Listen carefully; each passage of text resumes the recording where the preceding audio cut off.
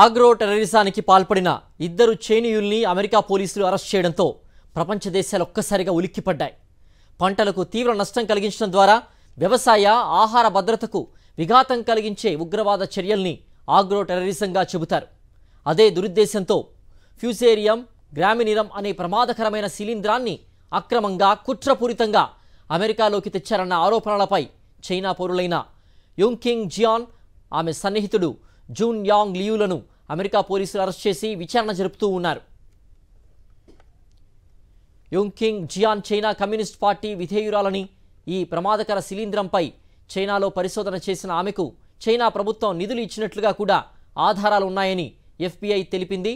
America ఆహార వ్యవస్థను దెబ్బతీయడం ద్వారా తీవ్ర పరిణామాలు కల్పించి అమెరికా ప్రజల జీవితాల్ని, ఆర్థిక వ్యవస్థని పెను ప్రమాదంలోకి నెట్టాలన్న కుతంత్రంతో చైనా కమ్యూనిస్ట్ పార్టీ అనుక్షణం పనిచేస్తోందని FBI ఆరోపించింది.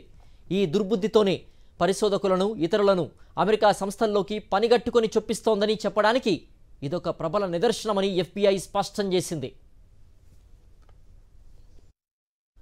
గోధుమ, వరి, మొక్కజొన్న, బార్లీ తదితర పంటల్లో కంకి ఎండు తెగులను కలిగించడం ద్వారా దిగుబడిని తీవ్రంగా నష్టపరిచే అత్యంత ప్రమాదకరమైన ఫంగస్ ఇది.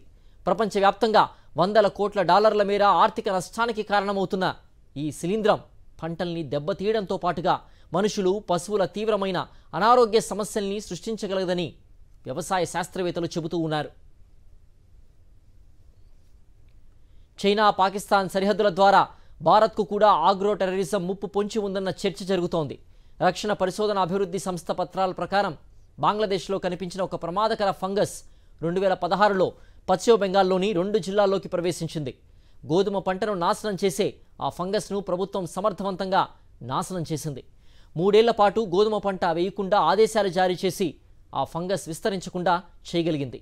అంతకుముందు 2015లో పత్తి పంటను నాశనం చేసే ప్రమాదకర వైరస్ పాకిస్తాన్ నుంచి దక్షిణ పంజాబ్ ప్రాంతంలోకి ప్రవేశించింది. దాదాపు 3/2 పత్తి పంట నాశనమైపోయింది.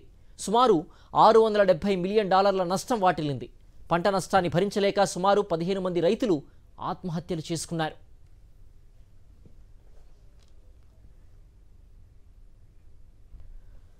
అమెరికా అధ్యక్షుడు ట్రంప్ మరో సంచలన నిర్ణయం తీసుకున్నారు.